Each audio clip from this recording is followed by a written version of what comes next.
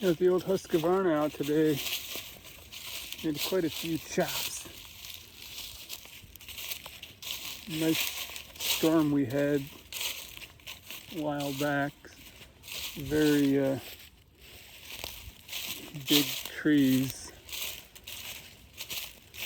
And I tell you what, this is my part of my old quad runner trail.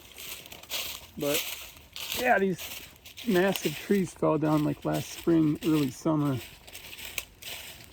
And got Grandpa out here today. He made quite a few cuts. Yeah, these things are like insane. That's bigger than my hand. My hand's pretty big. But yeah, these things got whacked. It's like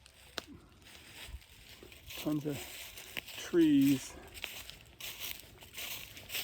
that were cut and fell down now, and I made lots of cuts today. So I was happy to get my path back open up to my house. So lovely 70-degree day here in Michigan, middle of March. Who knew?